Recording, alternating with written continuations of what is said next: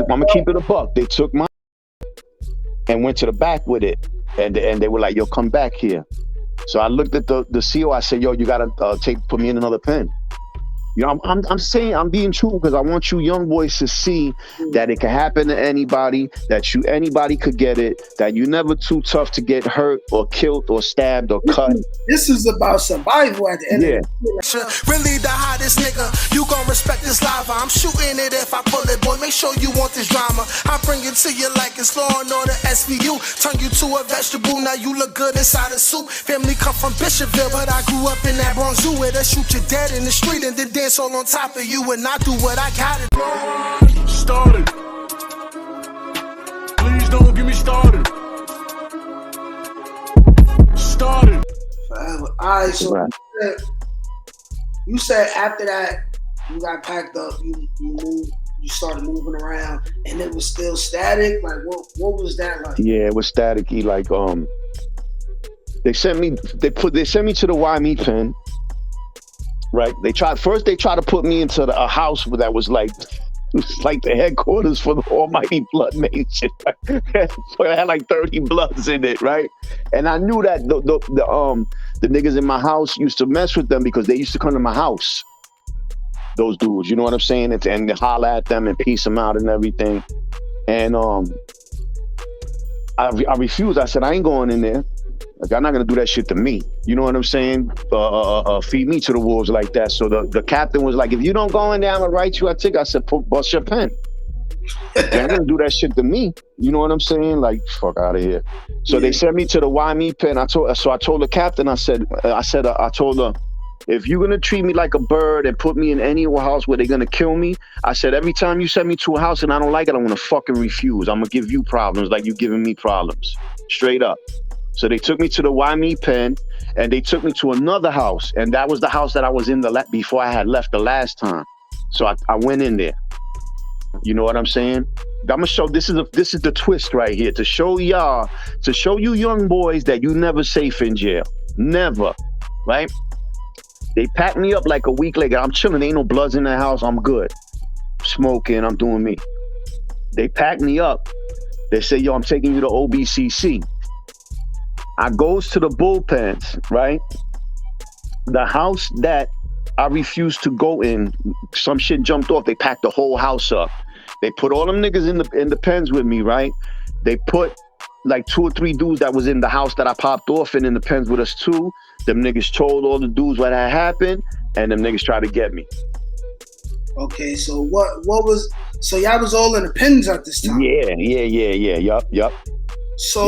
So was they like, did they just like start arguing with you or something? Or Nah, I'm gonna keep it a buck. They took my and went to the back with it, and they were like, yo, come back here. So I looked at the CO. I said, yo, you gotta put me in another pen. You know, I'm saying, I'm being true because I want you young boys to see that it can happen to anybody, that anybody could get it, that you're never too tough to get hurt or killed or stabbed or cut. This is about survival at the end of the day. Like you trying to be, you know what I'm saying? Yeah. They really, and there's 30 gang members ready to get you, and you try to be the biggest gangster ever. You're liable to die. Yeah. You're gonna die being ignorant. Yeah, all they got to do is hit an artery. That's all it takes. Yeah, and you bleed out. One. That's it. In the right, you will die. You out of here. You out of here. Yeah. So keep going. So I told the CEO, I said, "Yo, put me in another pen." You know what I'm saying? I said they're gonna fry me. So he did it. He put me in another pen. Yeah, he did his job. You know what I'm saying? He made a big thing out of it. He blew the spot up, which made me look bad, but I ain't, it made me look like I was, being a rat, but that's not what I did. I ain't say, yo, him. I ain't say no name. I said, yo, just put me in another pen. I can't live in this pen. You know what I'm saying? And he blew it up. Yo, where's his stuff? And I said, I ain't got no stuff. He said, I see you come in with you. He blew it up like a cop does. You know what I'm saying? But it's all good. He put me in the and I'm being all the way truthful. I want to paint a picture for these young boys, man. Just show them stay out these goddamn jails, man. You don't belong there. It's not a place for nobody, man. You know, it's savage, it's animalistic. You know what I'm saying? So he put me in the another pen. They takes me to OBCC from there, and the shit followed me to OBCC too. It did. Well, you know, all they gotta do is send a letter. Well, you know, this is another thing. They moved all them dudes from that jail to OBCC. You know what I'm saying? Yeah. I followed you over there. You know what I'm saying? But luckily, this is why it's always good to be a stand-up dude, man. The dude Panama that was he was a big blood. He was with me in the 3 building that I said, right? I seen him in the hallway. They moved him too. So he was like, yo, Quinn, what up? So I'm leery. You know what I'm saying? I say, yo, I'm like, yo, what up?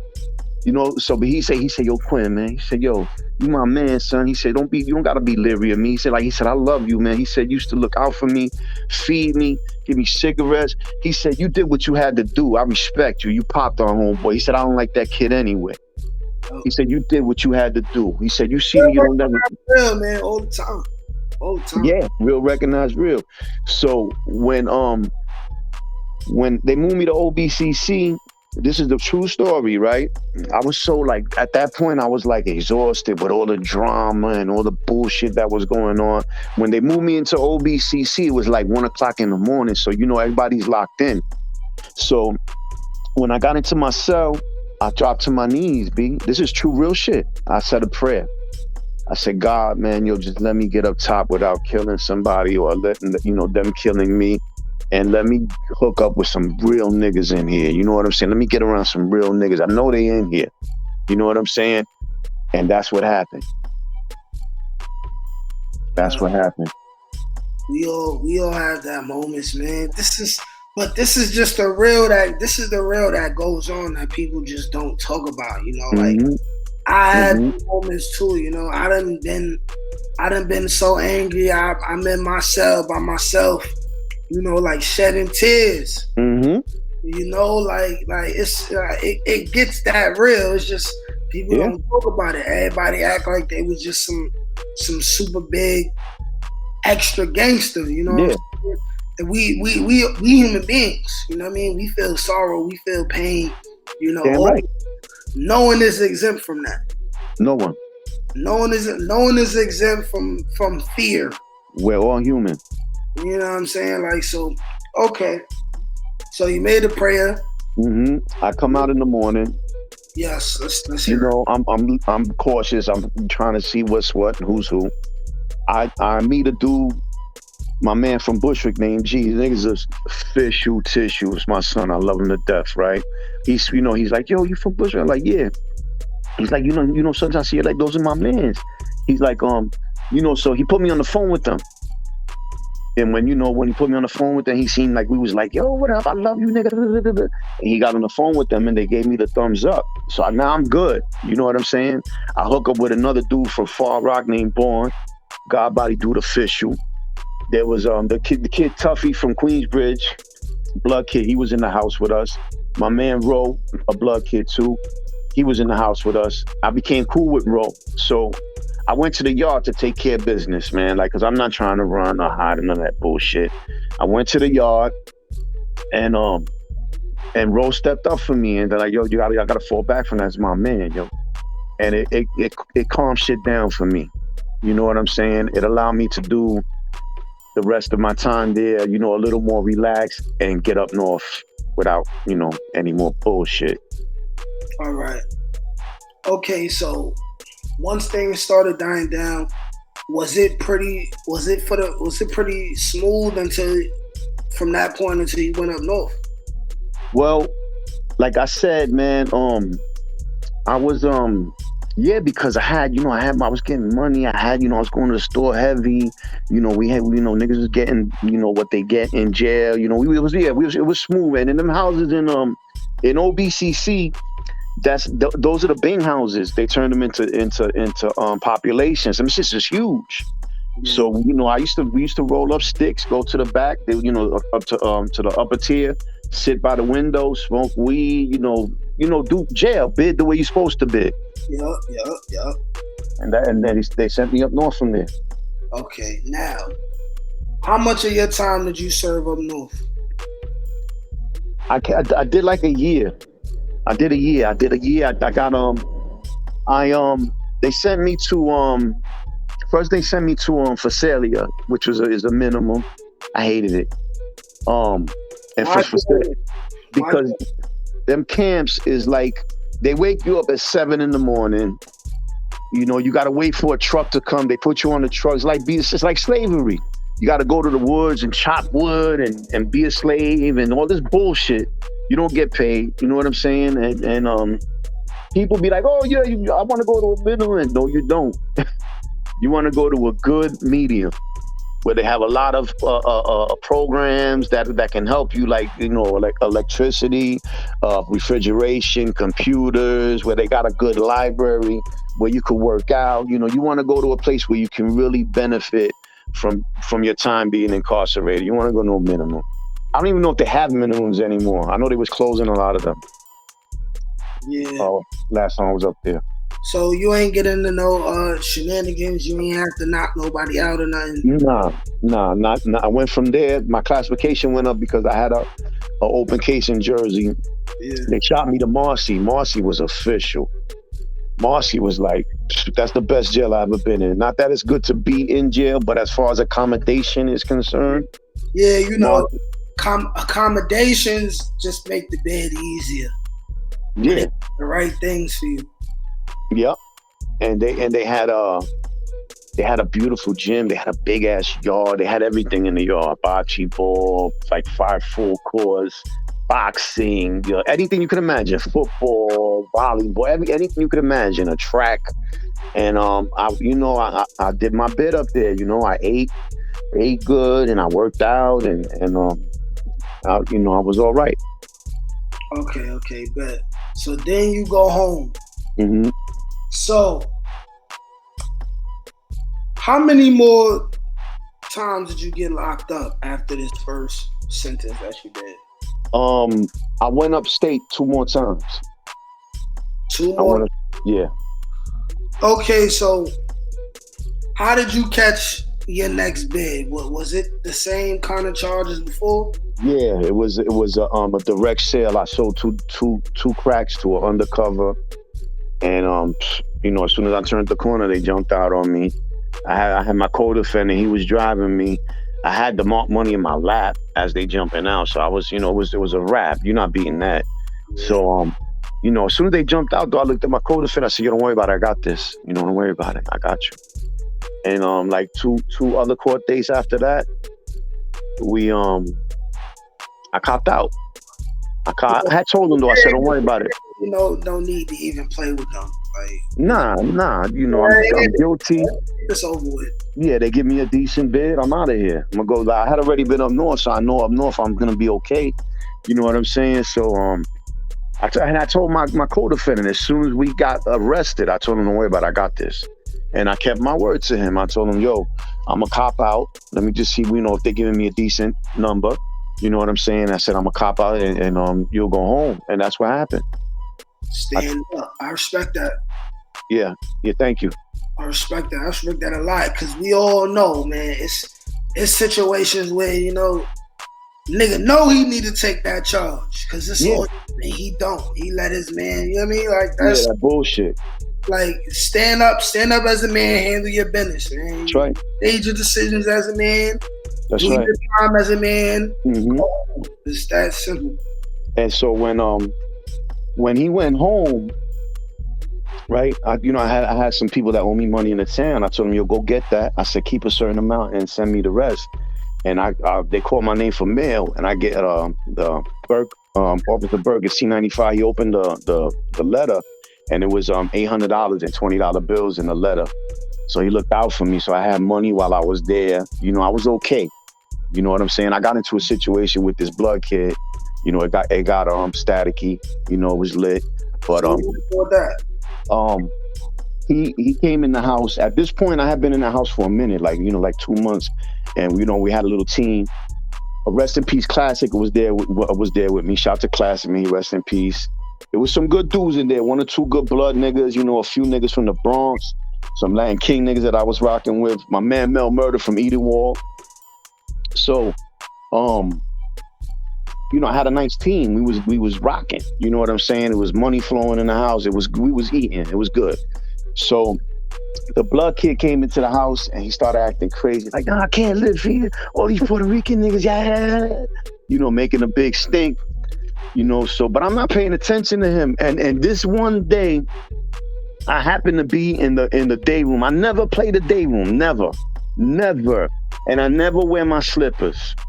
I always keep sneakers on my feet, and I never played it. But I was in the day room. I'm not even paying attention to this kid because I'm not thinking I don't got nothing to do with that. You know what I'm saying? So he's like, yo, I'm a crank it on somebody. Y'all gotta get me up out of here. I can't live here. All these Puerto Ricans. So next thing I know, acting super acting crazy. But like I said, I don't think that got nothing to do with me and it didn't. I'm just, you know, in the day room minding my business. But Mel and all my peoples, my man Snow from the Bronx, all of them, they knew what was up though, because they sat in back of me on the tables. Like they must have known he was gonna crank it on me. You know what I'm saying? So next thing I know, boom, the nigga hit me with the lunch tray. And you know them lunch trays in Rikers Island is that hard plastic. You know what I'm saying? He broke that shit on me. It be hard, man. So, you know, I get up immediately. I start shaking with the nigga, and yo, the whole house. They did him filthy, B. We did that nigga filthy. Shout out to homeboy. His name was Eugene. That's all I remember. They robbed him. They took his shit, all that shit. And, you know, right after that, they snatched me up to go up north. So I got lucky in that sense, too, because, you know, it could have been a lot of shit behind that. You know what I'm saying? And then I went up north. They sent me to... where I went. Did I go to downstate? I either went to downstate or Ulster. No. I went to downstate on my violation. I went to Ulster. And I went from Ulster. What jail did I do that bit in? Ulster sucks, man. Oh, it's terrible. Middle of winter, bro. Oh, man. Terrible. Ulster sucks. Ain't no food, nothing to eat. Yo. He's less than a human being in Ulster County, man. Yes, it's the only good thing about Ulster is it's clean. Yeah, it is clean. That's the only thing I could say is it's clean. And if you get lucky and see somebody you know, you might could get some tobacco, you know what I'm saying, or get a little food in. But if you're not cadre, it sucks for you in Ulster. Yeah, bad, real bad. Where they sent me from there? They sent me to Georgetown. To another minimum. I got accepted for KSAC, and they sent me from Ulster to Hale Creek, KSAC facility. Okay, all right. It was terrible. I hated it. How much of your time did you do in there? I did like a year and a half on that bit, on that one. So you came home from there? No, I went from Hale Creek to Lincoln. Okay. You know, they do you that work release shit. They let you come out for a little while. You go back to jail. That type of timing. Okay. Yeah. And they eventually, like, I made one of my boards, you know, and they released me. You feel me? And I caught a violation after that. They sent me to downstate. You know, the usual. I laid up on the island for a while on that one. So the violation, that's your third bid that you counted? Yeah, the violation was from the second bid. You know what I'm saying? But it's like I'm doing a skid bid. You know what I'm saying? I did like a year. Yeah, I understand. Oh, so your whole violation was a year? Yeah, I did like a year on that. And they sent me to what's the name of that jail, man? It was the Army jail. Willard, okay. Listen, if you have any type of pride in yourself, don't cop out to Willard, man. They disrespecting niggas in Willard, B. Like severely. Like they really disrespecting niggas in Willard, B. Like that is a foul place, B. So word, yo. And you know what's crazy? They had them beat on a writ, and they kept trying to stop me from getting the writ. So I did almost a whole bit anyway in Willard. I got out like 3 weeks early on the writ. But yeah, you know, that was the last time I'd been up north. Okay. Okay, and look, man, you been home ever since. Yeah, I did a little skid bit in here and there, but nothing crazy.